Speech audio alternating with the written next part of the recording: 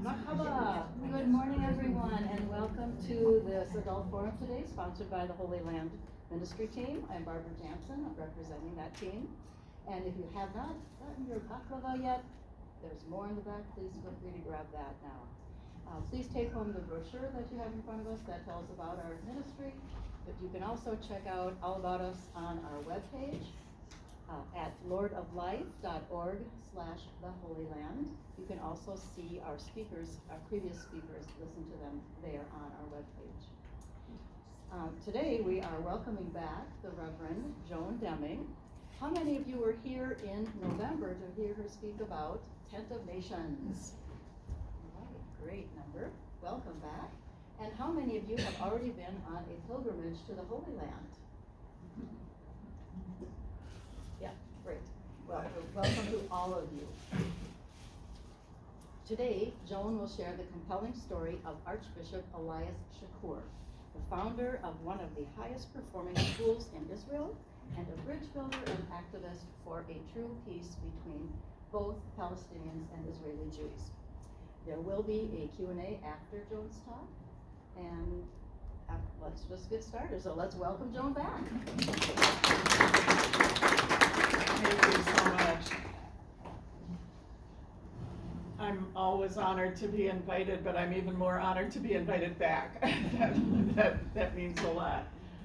And the story I have to share, I think, is just one that isn't known enough among people who pay attention to what's happening in the Middle East and have questions about what's happening there. And the story of especially Palestinian Christians gets lost so often. So it's really important for us to have an opportunity to talk about the Christian presence in the Holy Land and their witness, and also the threat to their existence there as their population decreases. Christians are presently less than 1.5% of the population of Israel and Palestine, and so it's a community whose story needs to be told. I worked for 10 years for Pilgrims of Ibelline, and Pilgrims of Ibelline is an American nonprofit that was started to support the schools that Father Shakur started in northern Israel, and Ibelline is in the Galilee region of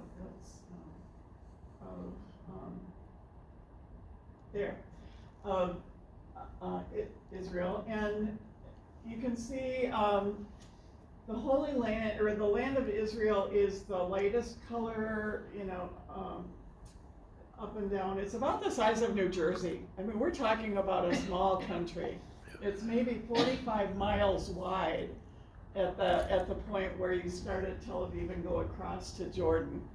The West Bank is that kidney-shaped part in the middle yellow, and then the northern part of Israel is what's known as the Galilee. That's where most of Jesus' ministry took place, and Ibelline is marked with an arrow.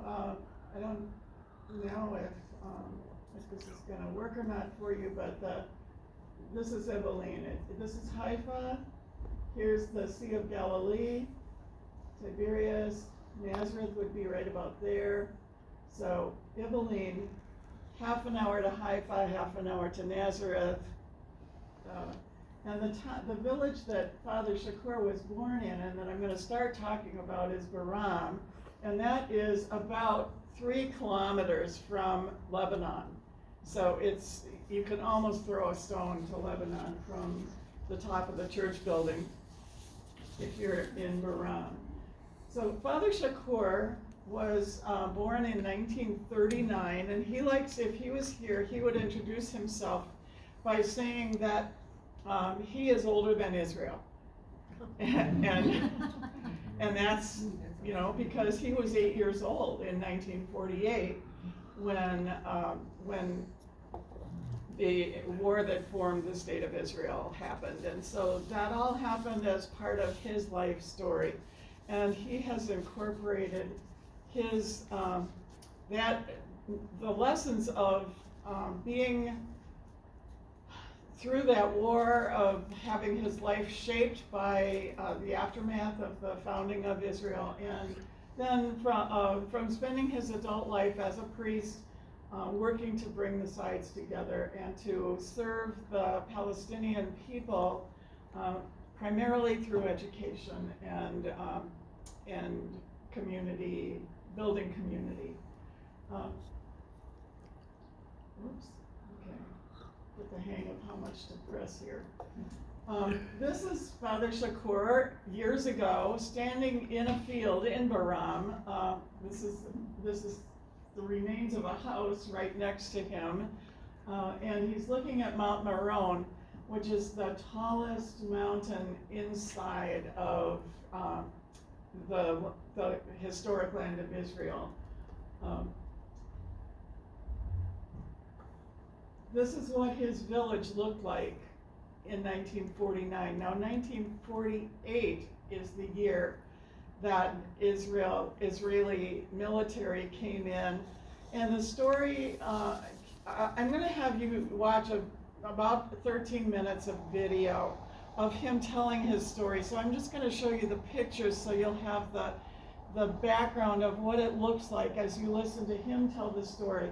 But when he was 8, Israeli military came to their village, told the people that for their own safety they needed to leave for just 2 weeks, and they should hand over the keys to their houses, and the military would be sure that things stayed safe, and gave them even written security that they could get everything back when they came back, and for 2 weeks they were to stay away. So they went out into this area. They stayed up in caves in the foothills of Mount Meron, and at 2 weeks, the fathers of the families went back to try to gain access to their homes, and they never returned. They were the ones who went to get to try to get permission to go back home, found that their houses had all been broken into, and he only knows this now because some of the people who were gathered up and taken out of Israel at that time managed to come back. So one of those was his father, and the story is that they were put in the back of a truck and taken to what now would be in the area of Jenin or Nablus in the northern part of the West Bank, but that was at the time Jordanian territory, and so they were just dumped out and told to find any place else to go, but if they were ever to try to come back, they would be shot. And luckily for this family, he did try to come back, and he did make it and wasn't shot. But this is what the empty homes looked like in 1949, after everybody had been expelled from the village, but the village still stood. Today, Baram is a national park. As I said, it's only a few kilometers from Lebanon, so Israel doesn't feel safe letting anybody go back. But the people of Baram have been petitioning the government of Israel for now, 70-some years, to have permission to go back to reoccupy their town, their village. And instead of being able to do that, people can go and have picnics among the ruins of the houses of the people who are there. He'll tell the story, but very briefly, just so you know what he's talking about when he gets to it. 3 times the Israeli court system agreed that they should be allowed to go home, that they hadn't ever been hostile to the Israeli people who came, the military or others, that they had a right, this was their village, their land, they had a right to be there. And 3 times the military overruled them. Well, 2 times the military overruled them. The 3rd time the military didn't say anything, and so they decided to go back. And as they were approaching their village, bombers came in from wherever, and dropped bombs on the village. And as some of the older people that I've met have described it, we watched the stones of our houses flying in the air.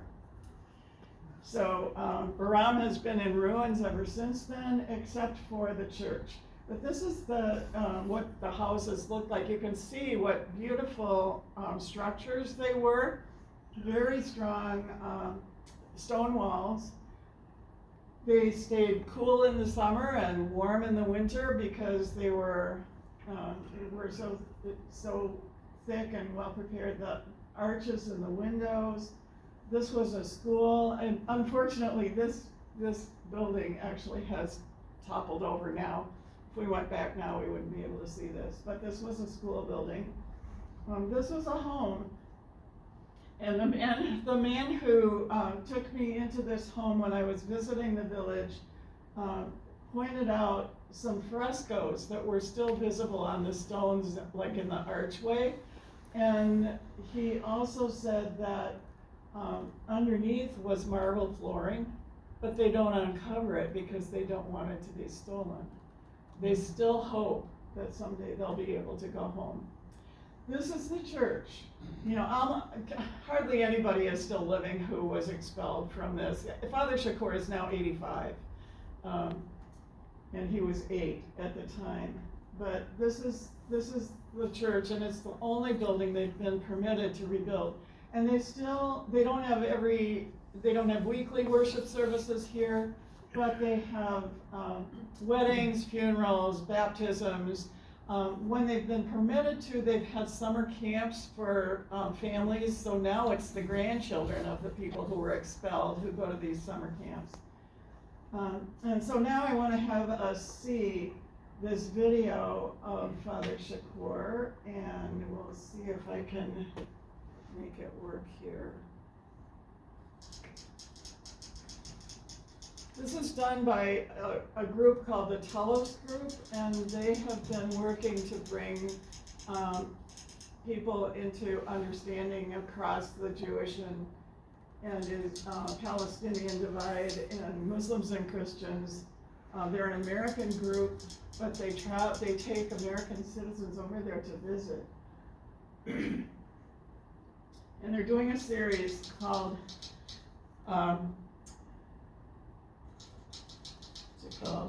Undaunted.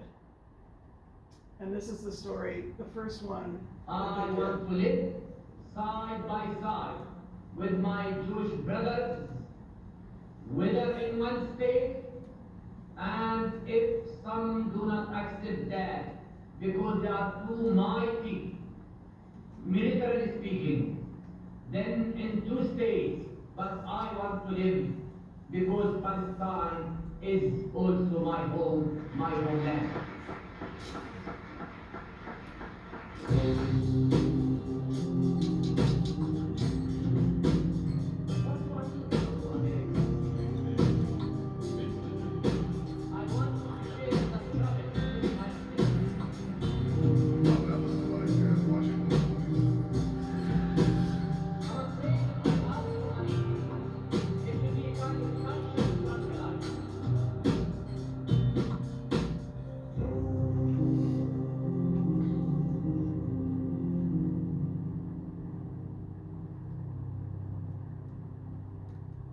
I was born in a small village in Upper Galilee called Kafar Baram.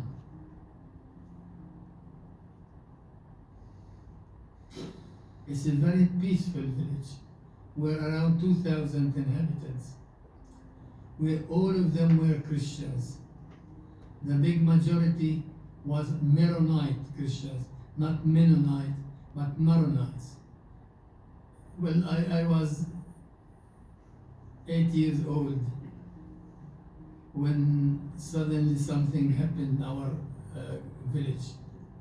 It was 1948. My father, of good memory,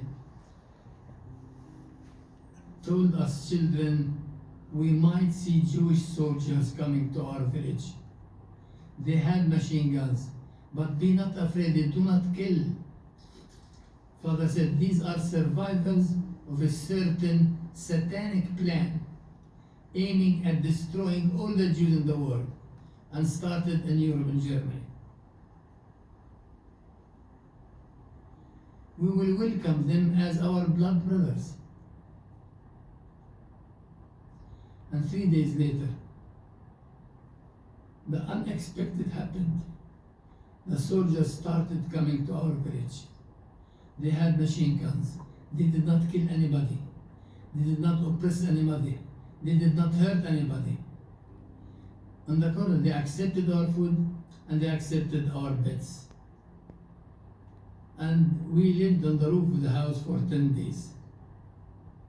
After that, the officer of the army, whose name I remember was Manu, Mr. Manu, was a frightening person, ordered all his families of Barham to come and see him the next morning. My father was with them surely. They went to see the army, and the officer said, "You have to leave immediately home. Go take wife and children and leave for 2 weeks, and that's for security reasons." What can simple peasant say in front of such orders except obeying? Father and other went home, took what they could from their clothes and things like that, and we left the village. I remember when I left, I was 8 years old. I could not carry so many things. I carried a blanket on my shoulder, the only thing I could carry. And we went about 2 kilometers away from the village to our lands. I know where our land is still. There was a small spring water. And we spent 2 weeks, as the officer says. Within 2 weeks you will be able to return. And he gave us a written promise. In the name of the Israeli army, you will come back in 2 weeks.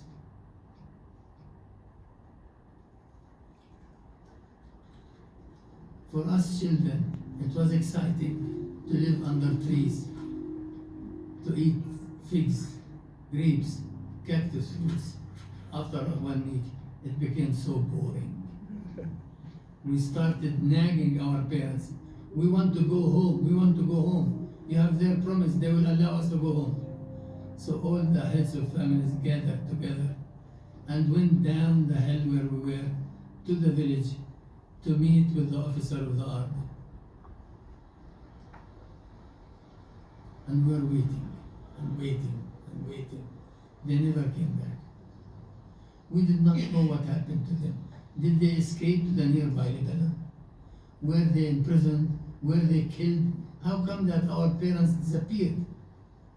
We had no answer whatsoever.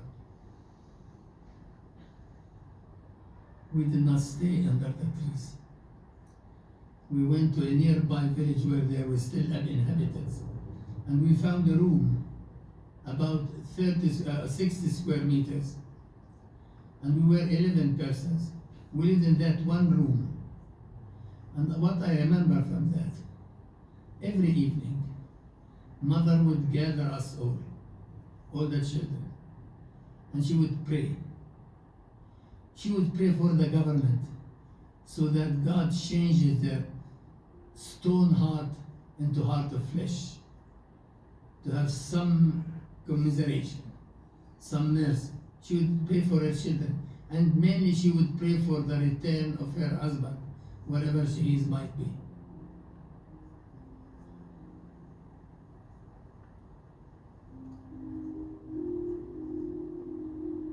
And that continued for 3 months.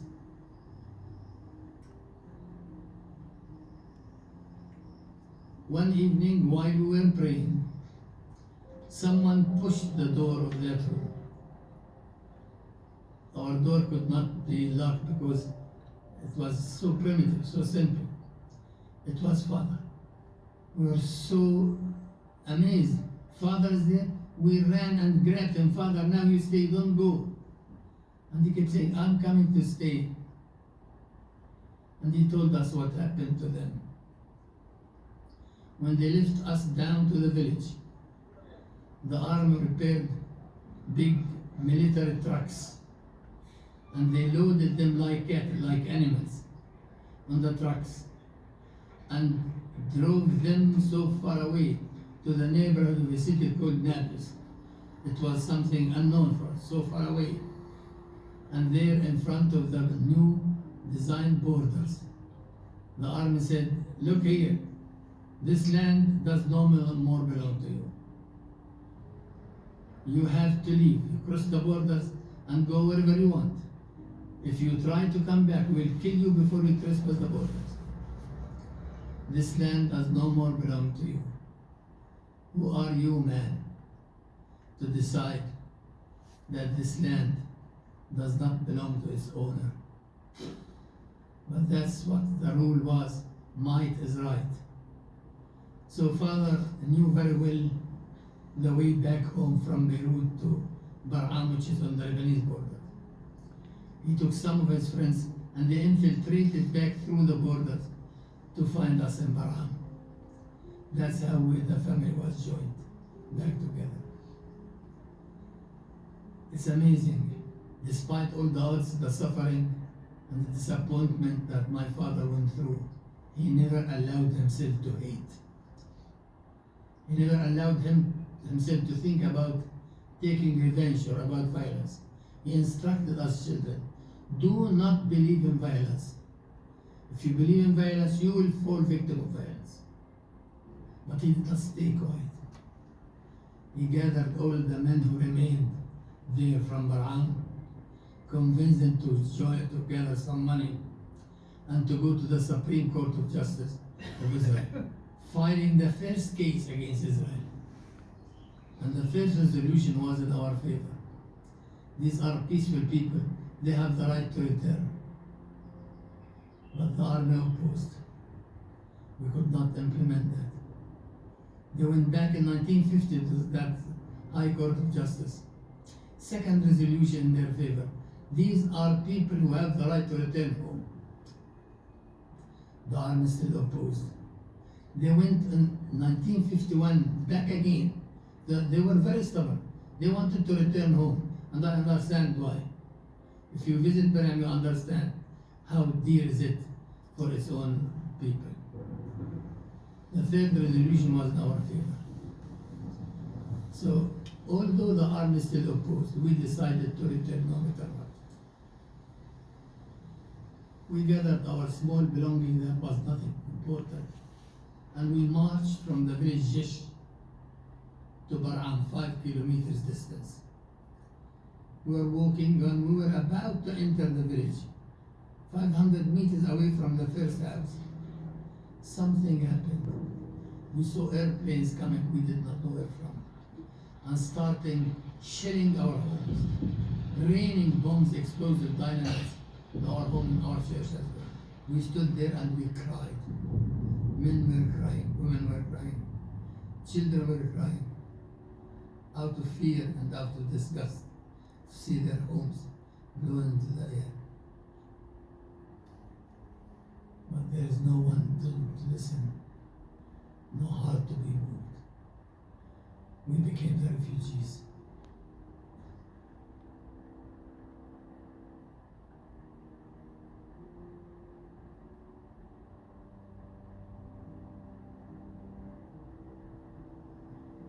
When I go there today, and I often go there, I stand on the ruins of my father's house and always wonder, why did they destroy the house?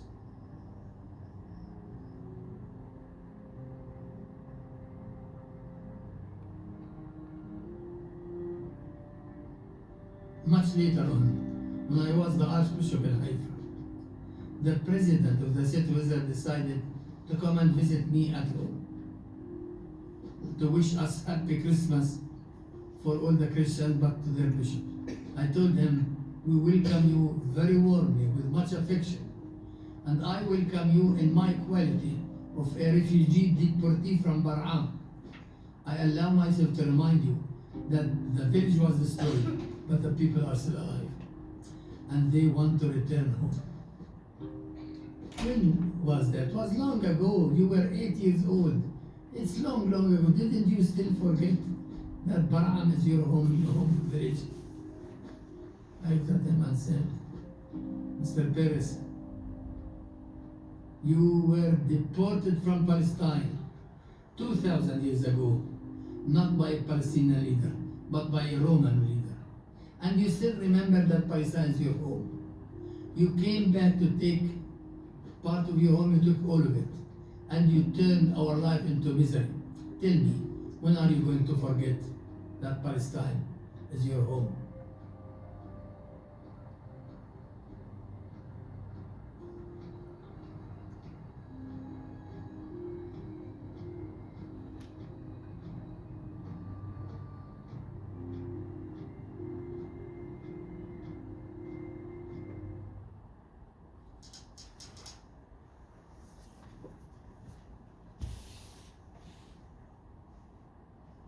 The story is gripping.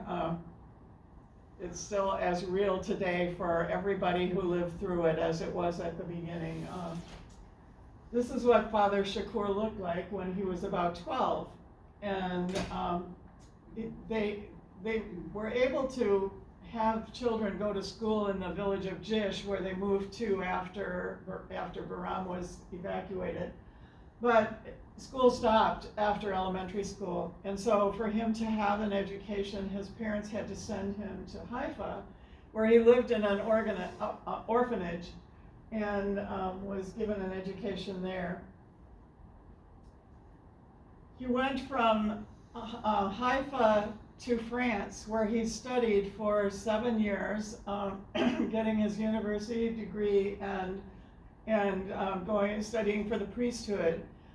The reason he had to go to France is that the only seminary for Palestinian Christians was in Jordan, and Israel would not allow the Palestinians who lived inside Israel to travel to Jordan to go to seminary there. So he had to go to Europe in order to get his education.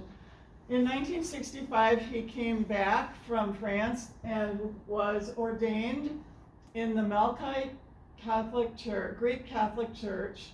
That's the Melkites and the Maronites are both Orthodox expressions of Catholicism that mainly exist in the Holy Land and the greater area of Syria, Lebanon, Israel, Palestine. But I think even our Melkite churches here. I mean, they're all over the world. Partly as a result of the diaspora of Palestinian people. But he was ordained a priest and was sent by his bishop for 1 month to for kind of a holding place. You know, we'll put you in this village called Ibilin for 1 month, and then after a month we'll see where you need to go. So he went to Ibilin, and he ended up staying 40 years. Well, he's actually still there. But in between there, when he became Archbishop in 2006, he lived in Haifa for a number of years until he retired in 2014. But other than that, he's lived ever since in Ibilin. This is what the village of Ibilin looks like. Well, it's even a little bit more built up now, but this was probably 10 years ago. In Ibilin, when he went there, there were no roads for cars. I mean, there were dirt roads, but not paved roads. There was no electricity. There was no running water. It was a very primitive village. But it did have 2 churches and a mosque, and it still does. So let's see if I can. There's the mosque, and the churches are both. One is right here, and one of them is right here, because that was this right here was the heart of the village at the time he moved there. This is Father Shakur in the sanctuary of the village of the churches of the church in Ibilin, and when he first got there, they hadn't had a live-in priest for a while, and actually there was a caretaker who was so protective of everything about the church that he didn't really want a priest there. And he made sure that the house was not livable, and that Father Shakur knew he wasn't that welcome. So he lived for a while in his Volkswagen, and if you saw him now, he's a little bit round, and he would say to us, I was not so big then. It wasn't so hard. But he eventually won over the people of the village, partly by visiting every home in the village. And the village is at the time, it was approximately half and half Christian, Muslim, all Palestinian. There were no Jewish residents in this village, and there still aren't. But today it's more like 35-65 or 60-40 Muslim being the larger part, because Christians have emigrated because life is hard. Abuna means father in Arabic, and that's what he has always invited people to call him. Call me Abuna. Even when he was Archbishop, he is still to me Abuna, and to millions of people around the world who have loved him over the years. He had a special affection for the children of the village, and he started programs to serve them. He started, the very first thing was a preschool for children ages 3 to 5, because the elementary school in the village started at first grade. And then after that the preschool got established, he started having summer camps for children of all ages. And after a while, the parents of the village came to him and said, we really want a high school.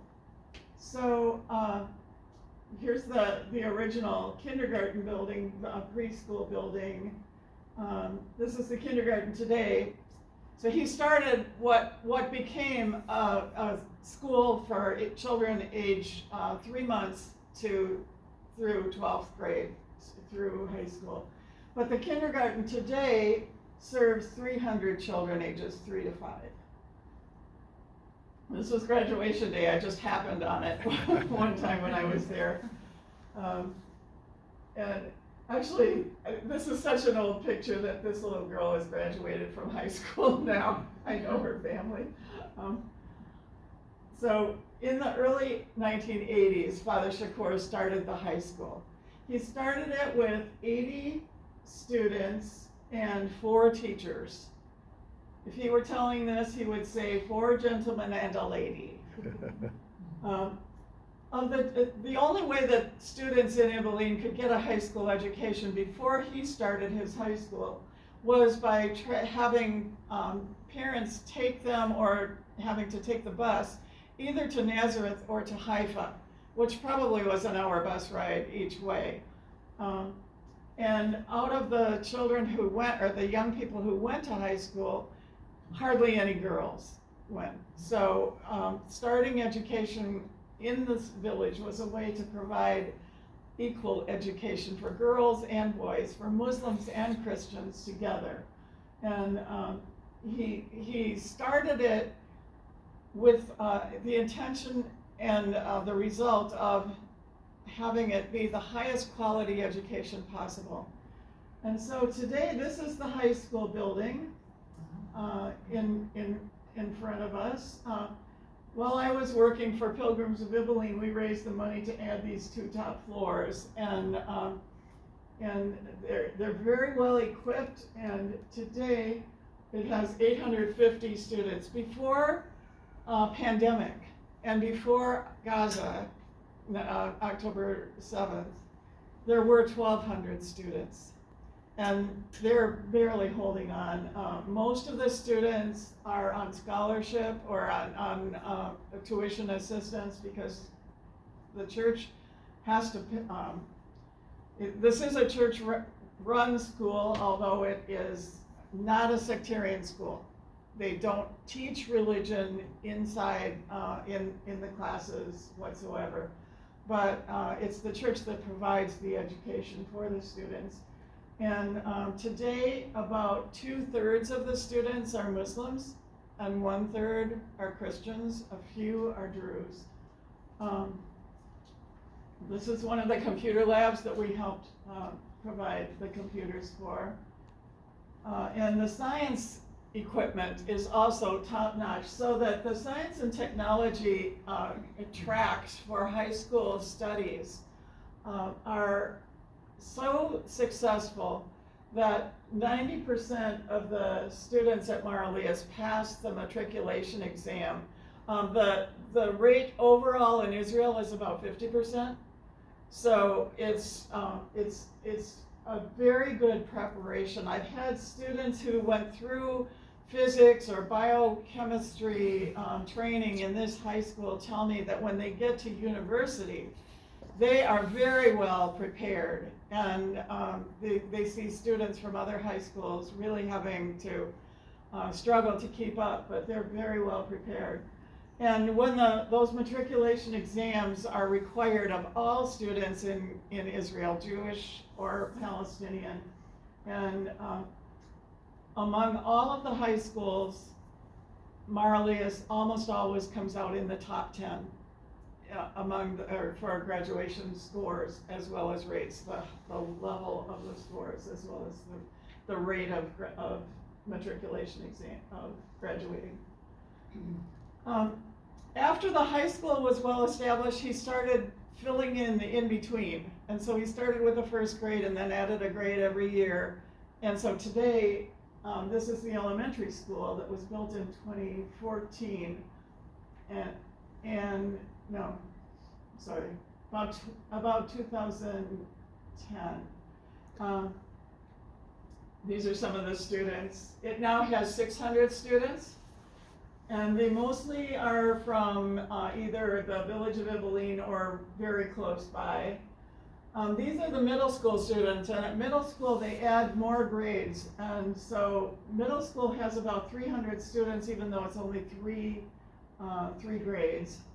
And then there also is a learning center for gifted students for not only more advanced work, but for additional work that can't be offered in the regular class structure. And some of that is arts-based or culture-based or music, because those are things that can't be included in the curriculum. I want to play one more.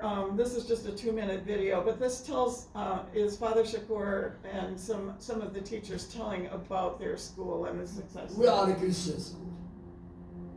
We are a very seriously committed Christian school.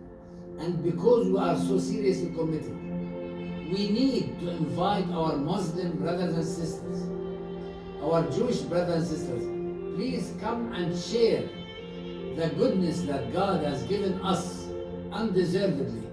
Come and share that with us. These students of today will be the leaders of tomorrow. They're coming to our school not because we only have good teachers, not because we teach math, biology, chemistry, computer science, psychology, but because we teach moral values. We teach them what it means to be a human being. I have no choice but to build the high school for the people here. I chose to go there for several reasons, because it was a private school, a school with a good reputation, that it can give me good education and can help me build my future. We don't look at the student as a Christian or as a Muslim.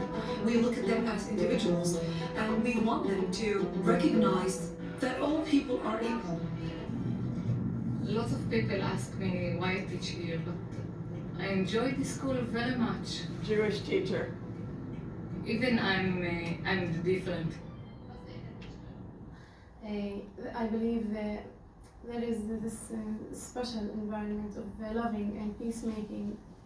It's a love story, this school.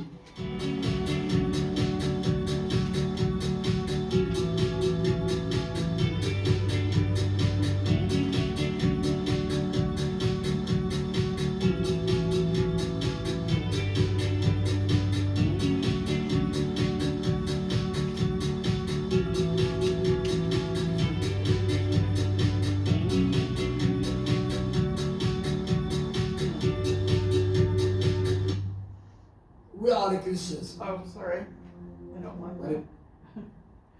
So The last thing he built on the campus is a church. And this is the first church that's been built inside Israel since Israel was founded. It's built to resemble a ship on the Sea of Galilee. And this is the Church of the Sermon on the Mount. It's a Melkite Catholic church. On the steps, engraved into the steps, going up the steps to approach the church building, are the Beatitudes, written in English, English, French, Arabic, and Hebrew. This is the inside of the church. Gorgeous sanctuary in all the senses of sanctuary. And this is a reconciliation mural that's on the wall in the auditorium, but on the ground level below the church sanctuary. And in this picture, you can see this is Esau and Jacob embracing each other. You remember the story from Genesis of how Jacob cheated his brother out of the birthright and went away for over 20 years and came back very successfully, but he had to reconcile with his brother in order to come back into the land. And he didn't know if he'd be killed or if he'd be welcomed, but he wrestled with God overnight, just the night before he went into the Holy Land, and then Esau met him and embraced him.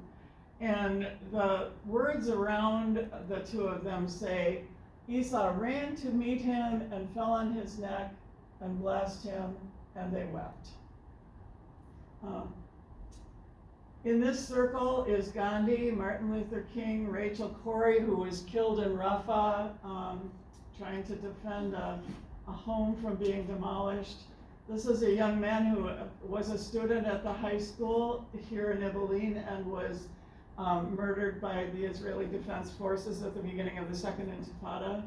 This is a father who is part of the Parents Circle, Bereaved Families Forum, and this little guy here is kind of every boy, every child, and he shows up in different places. If we could see the whole mural, it stretches to both sides of what's on the screen, but there's an imam and a rabbi on either side. And then, and right here are Father Shakur's parents, his mother, his father, of blessed memory. So,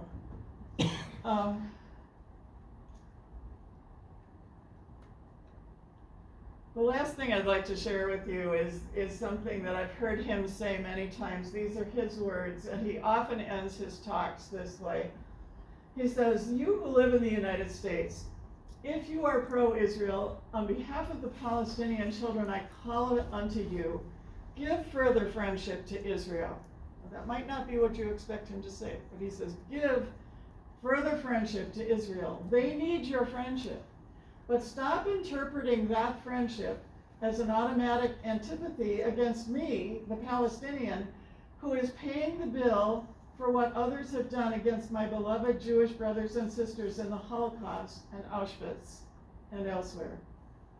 And if you have been enlightened enough to take the side of the Palestinians, oh, bless your hearts, take our sides, because for once you will be on the right side, right?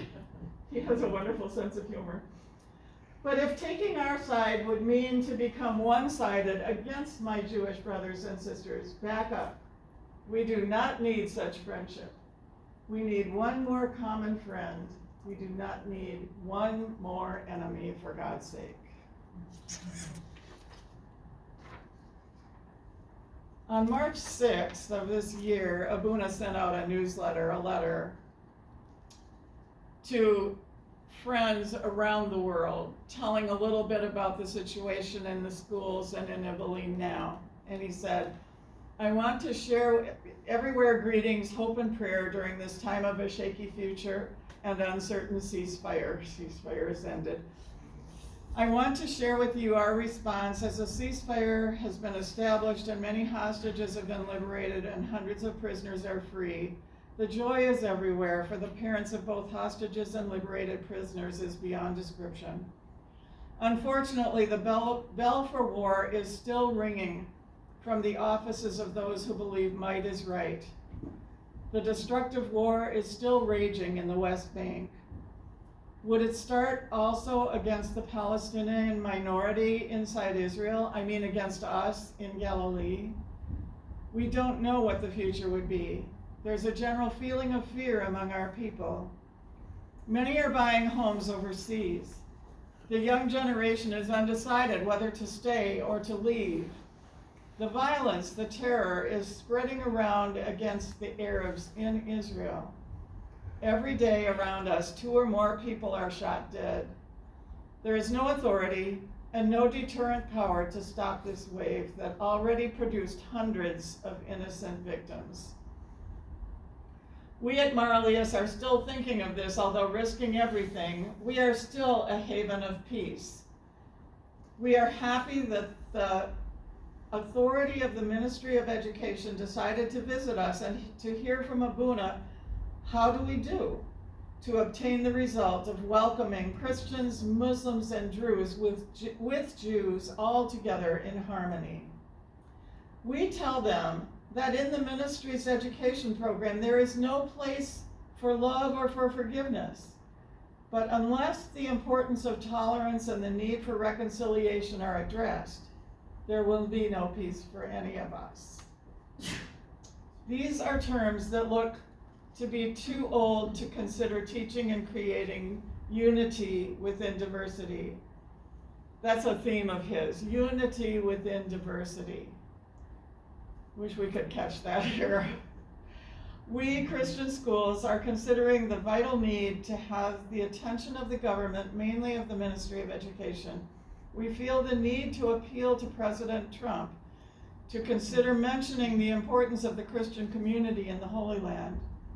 Only a special attention from the American authority can change the lukewarm attention of the Israeli government towards the Christian schools. Indeed, some schools are considering to close down, and everyone is feeling the vital need to be considered equal to other government schools. We invite you to pray for us and to give more attention to our existence as descendants of the very first Christians. And then this is bold. The next sentence is bold in his letter. Otherwise, Christians would no longer exist in the Holy Land. His final thing is, no one would mention the simple name of Jesus Christ. Not even any remaining Christians would witness for Jesus Christ, the Prince of Peace. For your consideration, Elias Shakur. I have copies of this letter on the table. As you leave, you're welcome to pick one up and take it with you. I also wanted to mention that Abuna has just had a new book published, and it's called The Sermon on the Mount, an invitation to receive and advance the reign of God, then, across time, and now. And it focuses on the Sermon on the Mount, obviously. His favorite scripture passages are the passages that we call the Beatitudes. I made a few copies of this. I don't have copies of this book with me. I've just, in fact, received my own copy, and I'm partway through reading it. But if you'd like to order it, that'll give you information to order it. And finally, I want to mention that I have several copies of a book that he wrote called We Belong to the Land. And I think the title tells his philosophy that the land doesn't belong to the Jews. It doesn't belong either to the Palestinians. But we, everybody, belong to this land and therefore need to find a way to live in it together and in peace.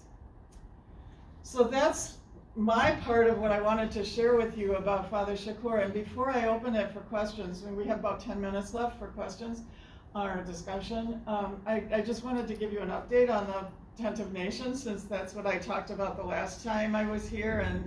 And just briefly, for those of you who might not know about the Tent of Nations, it's a farm that is outside the city of Bethlehem, about 7 or 8 kilometers southwest of Bethlehem. It's in the area of the West Bank that Israel has total control over. And Israel has been trying to claim the farm as their land, as state land for Israel, ever since 1993. The farm is completely surrounded by five large settlements. I mean, settlements from between 30,000 and 65,000 each in these settlements, and 5 of them. So the farm is the only remaining hilltop in this part of the area around Jerusalem, south of Jerusalem, that does not have a settlement on it yet.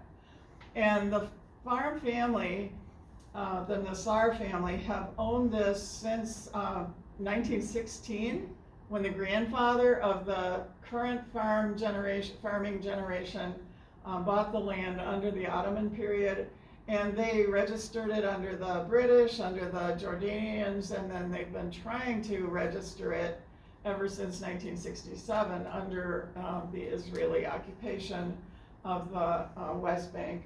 And they are still in a legal process trying to get their ownership of the land recognized. It's pretty miraculous that they still are on the farm. And they would tell us that part of the reason they're on the farm is that they have a wide range of international friends that care about it, who call Congress members and ask our State Department to intervene.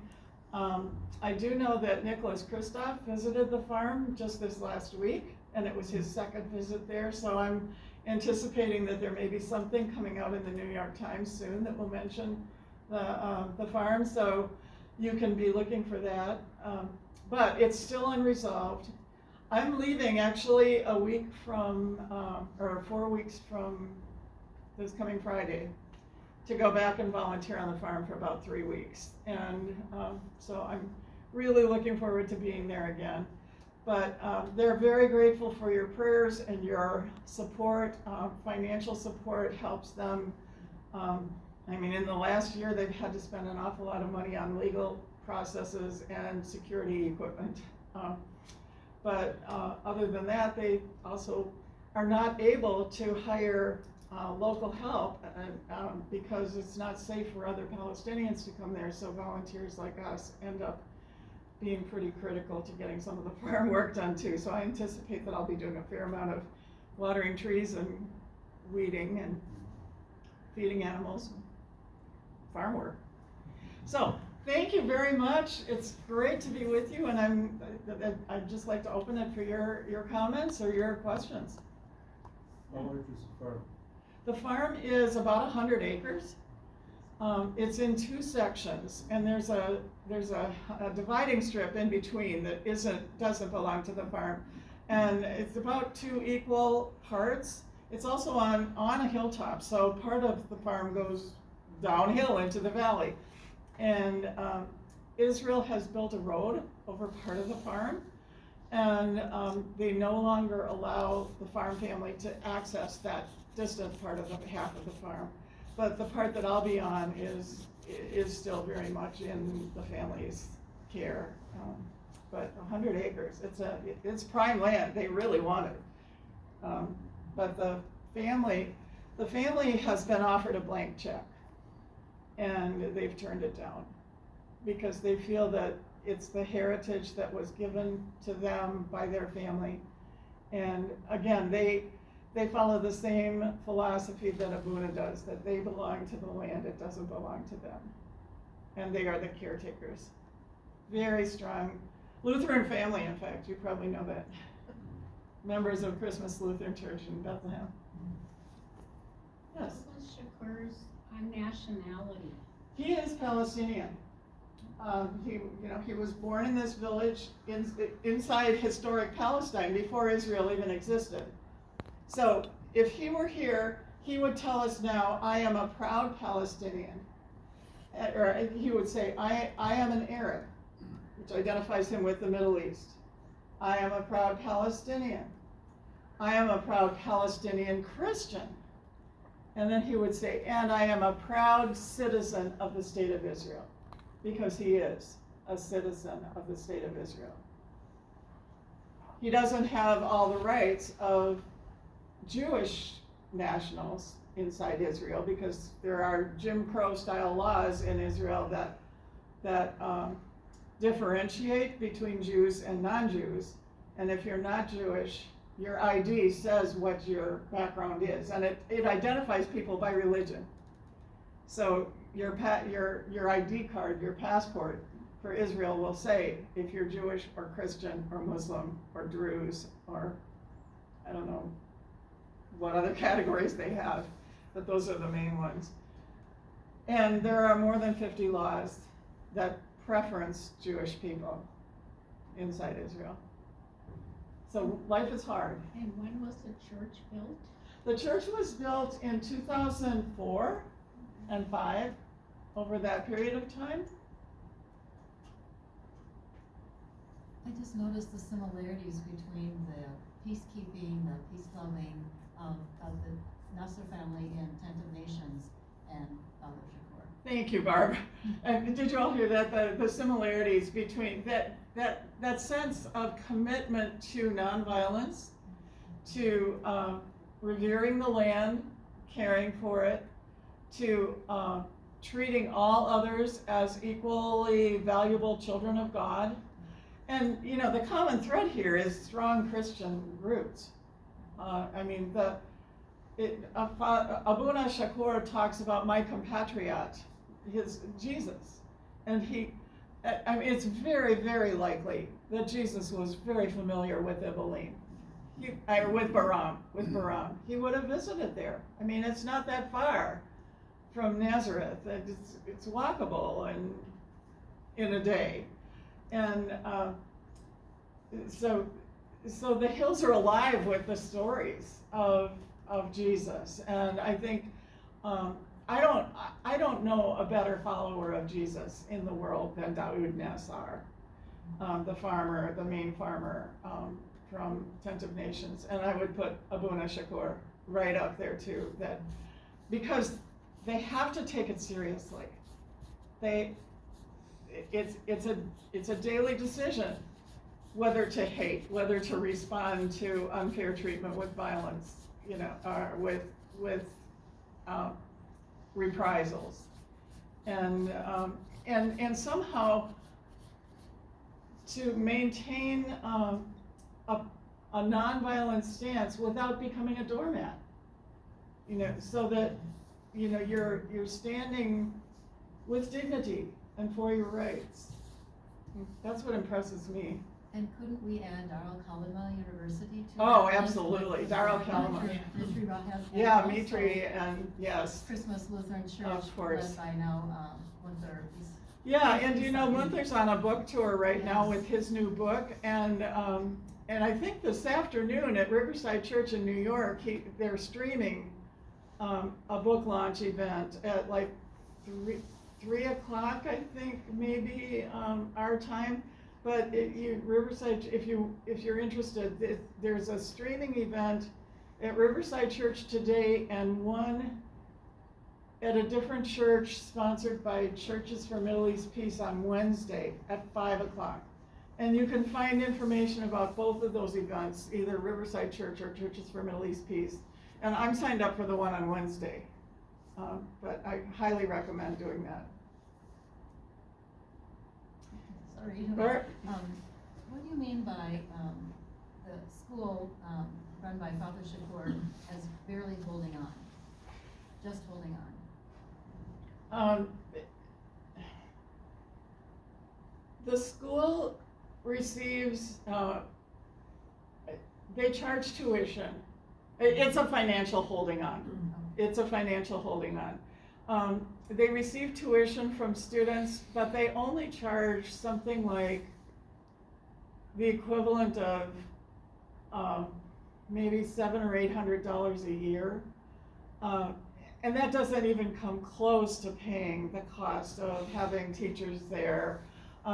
They do get some Israeli ministry money, but his letter about the schools indicates that Israel is threatening to pull away funding from the religious schools. And that's a little bit of a hard concept for us in the United States, because we understand that private schools are privately funded. But in Israel, every school is a religious school. Every school is a religious school. And so the government provides funding for schools, but Jewish schools get full funding for everything they need, for curriculum, for buildings, for teacher salaries, for materials. And for the Jewish schools, they get teacher salaries. And they get teacher salaries for 25 hours a week. Well, what teacher do you know that works 25 hours a week? So they have to raise all the rest of the money that they need to run the school privately. And if any of you feel moved to support the schools financially, the strongest support they have coming in financially, apart from the tuition payments, comes from through Pilgrims of Ibelin, the organization that I used to work for. And Abuna will freely say that without Pilgrims of Ibelin, they probably would not even now still be in existence. So it's really important. International strengthening. I know we just past 12 o'clock, so we need to end for now, but I'm willing to stick around and talk if anybody has other questions. And then just one other thing is that you do have a few extra copies of Father Shakur's book, earlier book. They're back here on the table, and if you'd like to leave a donation for them, that would be greatly appreciated. I'd say a donation in the realm of $15 if you're willing, but anything that comes from those books, I'll just take back to Eveline and give to them when I go. I'm hoping to visit the school in May as well, at the end of my visit to the farm. So again, you're welcome to stay if you have another question for Joan. Thank you so much for being here. Thank you, Joan. Thank you, Joan.